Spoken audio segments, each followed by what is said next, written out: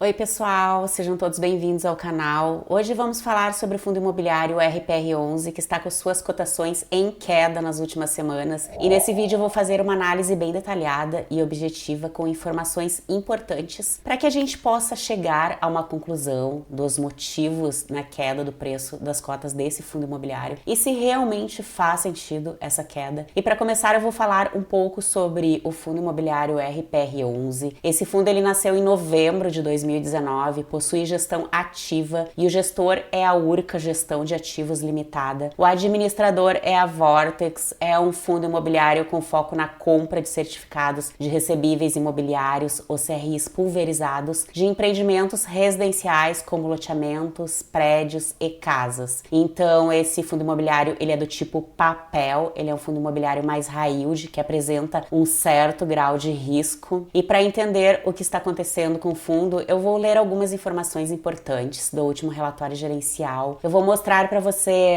os CRIs, demonstração financeira, dividendos e indicadores. E com a análise dessas informações, nós vamos conseguir identificar os motivos na queda da cotação. E começando com as considerações do gestor aqui no relatório gerencial, eu vou ler esse parágrafo. A performance dos empreendimentos segue de maneira satisfatória, com exceção dos empreendimentos na Bilek e Imogia. Depois nós vamos ver a porcentagem que eles ocupam no portfólio do RPR11. Na operação na Bilek, por conta da evolução dos custos de obra, existe a necessidade da venda do restante do estoque para que a operação fique 100% equalizada, já que a razão PMT tem se mantido abaixo de 90%. O PMT é a parcela que o tomador de crédito paga. Estamos trabalhando em conjunto com a loteadora para auxiliar na comercialização desses lotes para que a operação se reenquadre. Na operação Imogia, as vendas dos últimos meses contribuíram para que a razão PMT ultrapassasse os 100%, faltando a venda de aproximadamente 28% do estoque para que a operação retome a razão PMT acima de 100%. Como o saldo devedor adimplente da carteira é superior ao saldo da operação, o desenquadramento de fluxo não é tão preocupante. Os empreendimentos de multipropriedade permanecem com performance ótima, sem qualquer sinal de preocupação em vendas, carteira ou obras. As operações lastro do FDIC Residence Club ainda possuem necessidade de recurso para a finalização da primeira fase do primeiro empreendimento entrar em operação. A gestão está contribuindo com o Itaú, coordenador líder, na captação de recursos para o FDIC Residence Club. Permanecemos atuando fortemente em conjunto com a incorporadora para que não haja necessidade de redução no ritmo de obras. No empreendimento Nova Souza, a transição do controle do empreendimento foi concluída. A securitizadora, em conjunto com a gestora, assumiram o controle do empreendimento. Na operação Cristal, as garantias apresentadas foram aceitas pela gestão e estamos no processo de formalização das garantias e ativos da operação. O fundo não possui necessidade de caixa para a rolagem de operações ou para a manutenção da saúde das operações do fundo, ou do fundo como um todo. Todo recurso eventualmente captado seja destinado a obras dos empreendimentos da carteira e eventualmente fundo de juros, caso alguma operação passe a ter um saldo devedor desproporcional à geração de caixa por conta da maturidade das vendas versus ritmo de obras. A única parte dessas considerações que eu considero como um ponto de atenção é no primeiro parágrafo, onde fala sobre a performance dos empreendimentos na Bilek e Imogia. Porém, o gestor já falou que está sendo realizado um trabalho em cima desses empreendimentos para que a operação seja 100% paga, e analisando a porcentagem que esses ativos representam no portfólio do RPR11, a gente pode notar que o CRI na Bilek é um loteamento em Goiânia e ocupa 1,8% do PL do fundo, e o CRI Imogia é um loteamento na Paraíba que ocupa 0,3% do PL do fundo. Então esses dois empreendimentos ocupam apenas 2,1% do portfólio do fundo. E na minha opinião, não existe negócios que são 100% satisfatórios o tempo todo. No decorrer do tempo, sempre haverá algum tipo de problema para resolver. Não existe negócio que dê certo o tempo todo. E quem investe em negócios precisa estar ciente disso. E atrás de cada cota que a gente compra no home broker, existem negócios. Então, por isso é importante a gente confiar no trabalho da gestão do fundo que nós vamos investir, diversificar diversificar nosso portfólio e ter uma visão de longo prazo e não apenas uma visão imediatista.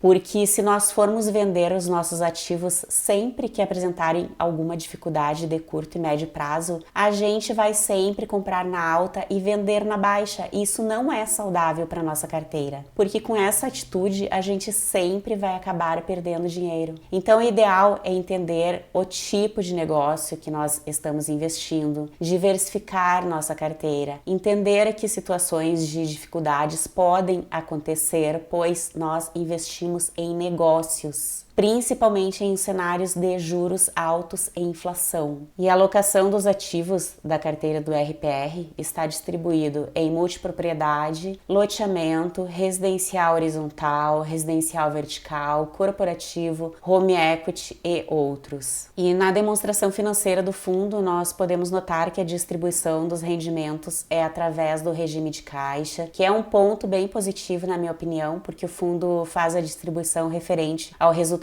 caixa, que é o valor que realmente ele pode pagar. Eu vou ler essa observação que é referente ao dividendo pago em setembro, porém o dividendo que vai ser pago esse mês é de 1 centavo a mais, então as informações são praticamente as mesmas. O fundo apresentou no mês de agosto o resultado contábil de R$ 1,32. Dentro desse valor contábil, R$ 0,00 não foi concretizado em caixa, não podendo ser distribuído. Dessa forma, o resultado caixa do fundo gerou um valor de R$ 1,32. Após o desconto com as despesas mensais do fundo, teria R$ 1,16 disponível para realizar a distribuição. Porém, foi tomada a decisão de utilizar R$ 0,00 da reserva acumulada do mês passado. O resultado distribuído foi de R$ 1,16. O fundo apresenta resultado acumulado em seus papéis de 19 centavos por cota, que podem ser distribuídos caso as operações gerem resultado caixa ou o gestor faça operações no mercado secundário. Eu acho essa estratégia bem responsável da parte dos gestores, pois além do fundo distribuir por regime caixa, ele guarda um valor na reserva para alguma necessidade ou para distribuições futuras. É um ponto bem positivo, na minha opinião. Então, o fundo tem um resultado acumulado de 19 centavos por cota, que podem ser distribuídos futuramente. A distribuição de rendimento referente a agosto foi de R$ 1,16 por cota. Esse valor representa um dividend yield mensal de 1,14% e anual de 14,52% sobre o valor patrimonial da cota no fechamento do mês, qual seja R$ 101,98. Então, o valor patrimonial da cota é de R$ 101,98 e equivale a uma remuneração de 114,8% do CDI no mês de agosto. O fundo distribuiu 14,92 centavos por cota nos últimos 12 meses e R$ 10,16 por cota em 2023, equivalentes a um dividend yield no período de 14,63% e 9,96% respectivamente. Eu invisto em renda variável, que possui um nível maior de risco, que é para ter um rendimento acima da Selic. E o RPR11, apesar dos rendimentos aparentarem baixos para um fundo high yield, ele paga mais do que a renda fixa. Então é outro ponto positivo para mim. Lembrando que não se trata de recomendação de compra, é apenas a minha análise e a minha opinião. E se você estiver gostando desse vídeo, deixe o seu like e inscreva-se no canal. Eu sempre trago minhas análises com base em fundamentos e também a estratégia que eu sigo. Eu sou bem realista nos meus posicionamentos, então vale muito a pena você acompanhar o meu ponto de vista e quero contribuir de forma positiva com as minhas experiências na bolsa e nos meus investimentos. Então, se você estiver gostando, inscreva-se no canal e deixe seu like no vídeo. E analisando a evolução do patrimônio líquido do fundo, é notável a evolução ao longo do tempo. Atualmente, o fundo possui um patrimônio de mais de R$ 1 bilhão.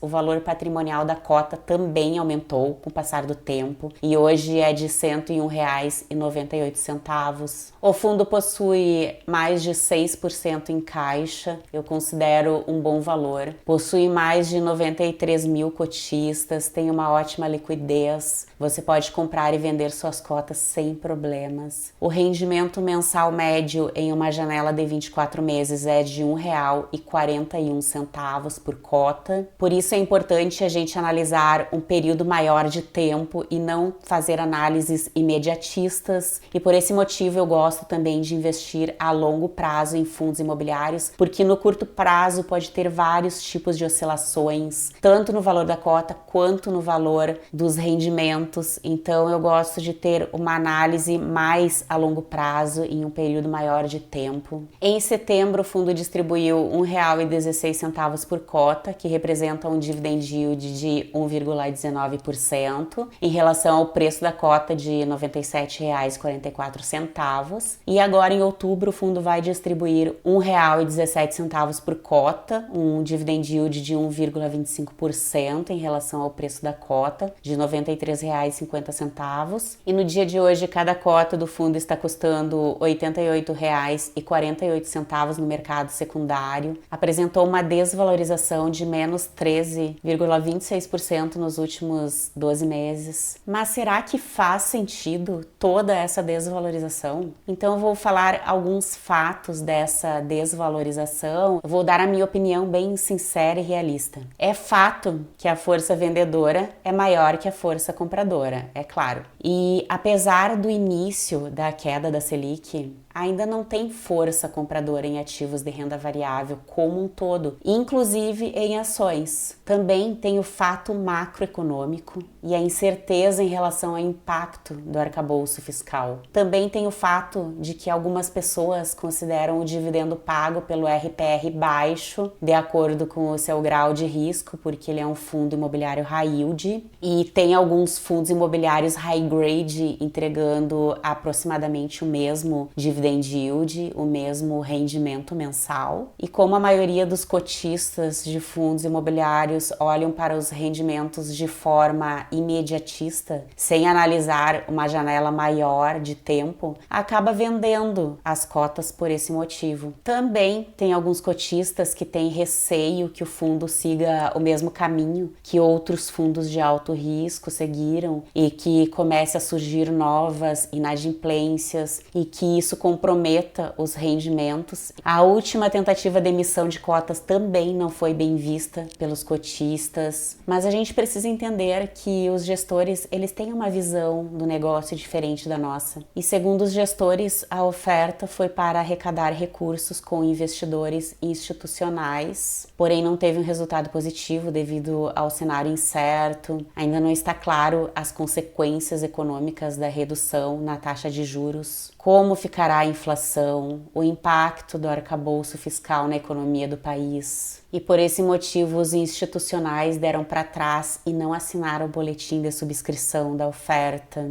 E em relação à Datacom do RPR11, sempre costuma ser no último dia útil do mês e o pagamento por volta do 10º dia útil do mês. E esses são os fundos imobiliários que possuem o RPR no portfólio, entre eles está o IRDM11, o MGFF11, MORI11, HGCR11, entre outros. Então a minha opinião é que cada pessoa tem uma visão em relação ao fundo e analisando as principais informações é perceptível que essa desvalorização está ligada a uma certa desconfiança. Quando eu invisto em um ativo, eu compreendo que o ativo pode ter altos e baixos porque se trata de negócios e nem sempre estará tudo 100% alinhado o tempo todo. Atrás daquele código que a gente negocia no home broker existe negócios. E por esse motivo é preciso ter uma visão de longo prazo em ativos de risco, ter uma carteira diversificada, não investir um dinheiro que nós vamos precisar a curto prazo, porque no decorrer do tempo os ativos de risco têm oscilação no preço, tanto no preço quanto nos rendimentos. É importante a gente estudar sobre o ativo que estamos investindo para não ficar vulnerável a opinião de pessoas que pensam diferente, têm uma realidade diferente. Então, seguindo conselhos que não estão alinhados à nossa realidade, a gente pode acabar perdendo dinheiro, entrando na alta, saindo na baixa. Então, é importante a gente ter uma estratégia, seguir uma estratégia, analisar os relatórios, as demonstrações financeiras, o trabalho da gestão, os indicadores e tomar decisões certas de acordo com o que faz sentido para nós. Porque o que faz sentido para uma determinada pessoa pode não fazer sentido para nós, pode não fazer sentido para nossa carteira.